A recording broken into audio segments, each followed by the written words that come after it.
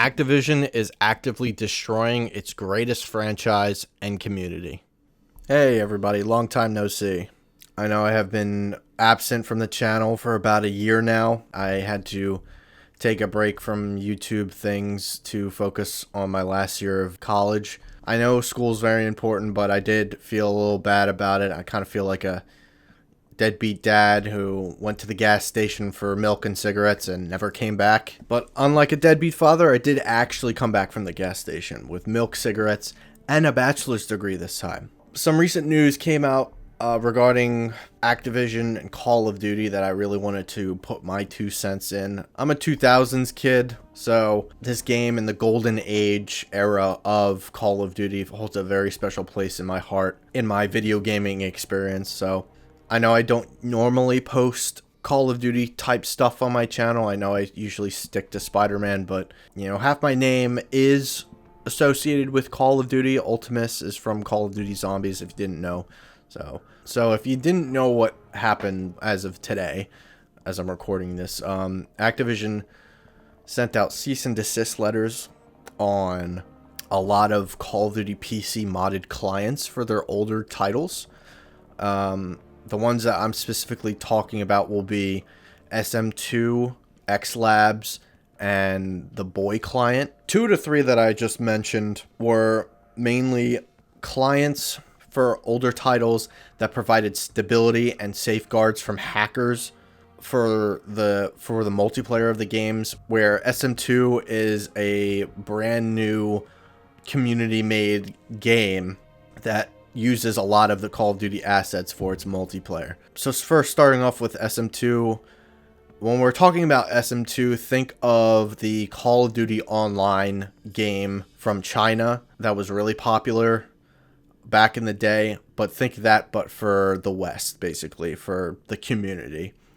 It was a mod for the Modern Warfare 2 engine, which it took the best of the best maps, guns, games, aesthetics, etc.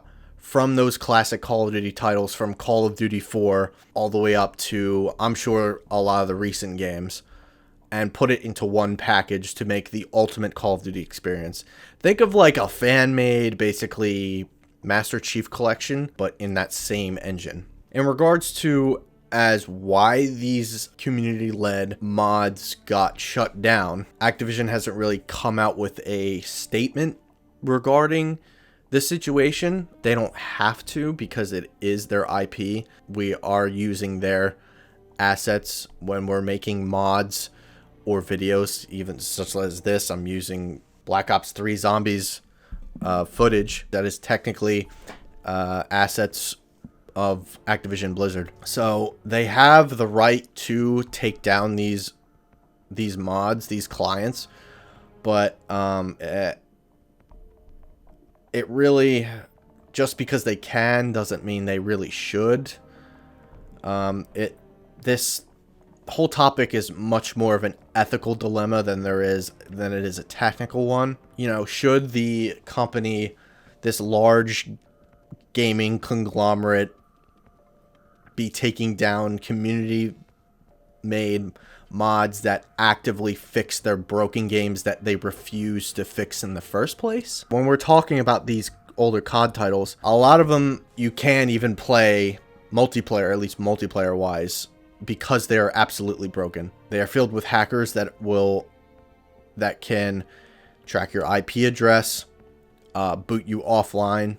And there have been some instances in which these hackers can get a hold of your own computer and hardware and write malware into it. Now, all of this is happening while these games are on the marketplace. So you can buy these games on Steam, and nowhere does it say, hey, our games are broken and unsafe. And I think it's really disingenuous and really messed up that this is happening in 2023.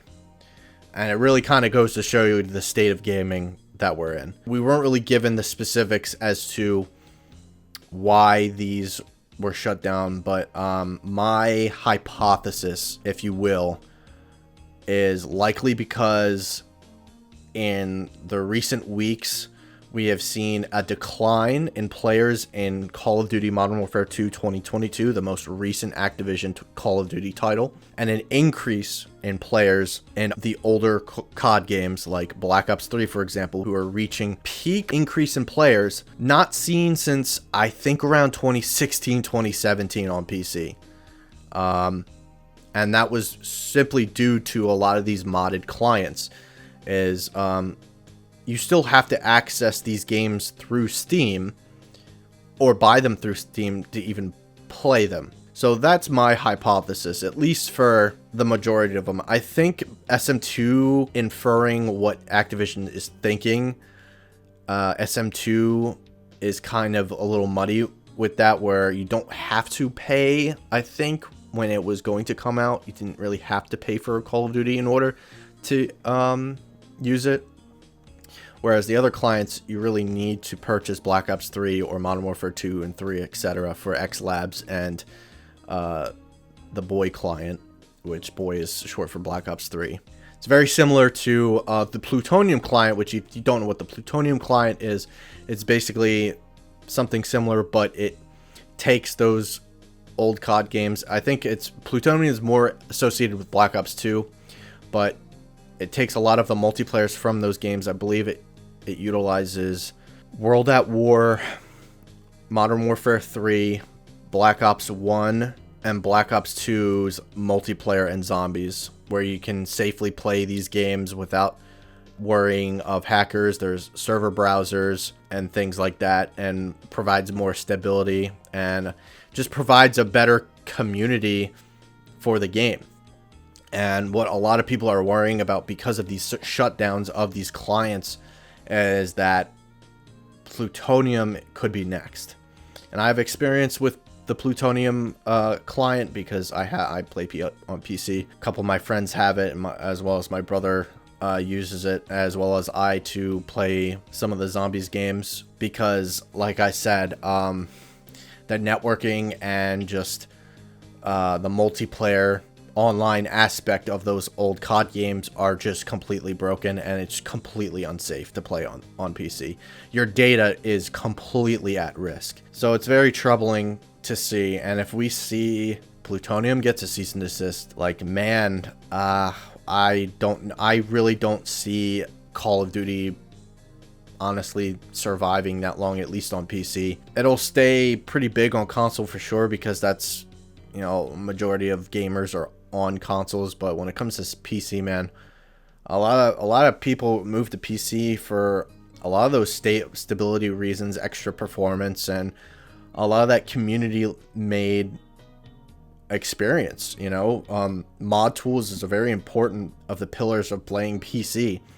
You've seen it on my channel. I love using mods for some of the older Activision Spider-Man games, and I love using playing custom zombies on Black Ops 3 with my friends and by myself. It's just the creativity. It shows that there is a community there, and the fact that we have an issue in which, you know, the owners of this IP is actively harming its own community for profit incentive. It's just mind-boggling. It's absolutely ludicrous, and it just really upsets me, angers me. It just really pisses me off, because you don't do that to your customer base unless you want to do that in order to make an extra cent off your fucking stupid ass new games that you are broken half the time when they launch, because that's what modern gaming is. And maybe I'll make a video about the state of modern gaming and my issues with it, and because we didn't grow up with games that were like this. When we bought a game when I was like 10, 11, 12, and well into my teenage years, you know, about before the 7th generation of consoles, I believe, Xbox One and PS4, games didn't really come out broken. You could pretty much play them at launch. I distinctly remember playing Black Ops 2 the week it came out, and it was working perfectly fine. And now we have AAA titles require 50 gigabyte patches at launch, even more, or can't even run properly on certain ports of the game. I guess what are the things that we can really do to send the message to Activision that we are tired of their garbage? We're tired of them actively just not caring about their player base and their older titles. They want them playing their newest game and buying their newest game, buying their newest battle pass. The best thing that we can really do, in my personal suggestions, is to boycott, stop playing any of the new Activision live service titles. So that is Call of Duty Modern Warfare 2 2022 and Overwatch 2 and whatever other big Activision titles out there now. The next thing you do, if you have some of these titles on Steam, the best thing you can do is go to the store page of those titles. For example, like Call of Duty Black Ops 3, 2. I don't know about Black Ops 1. I'm sure Modern Warfare 2's hacked.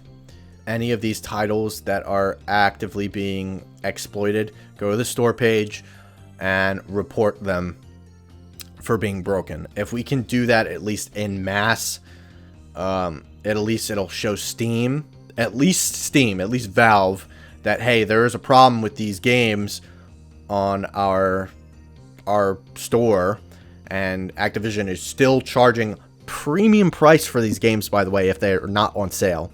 Black Ops 2 is still $60 fucking on Steam without a sale and $50 season pass. That's what I paid for when it came out in 2012. It should not be that much money on Steam in 2023. It's been 11 years.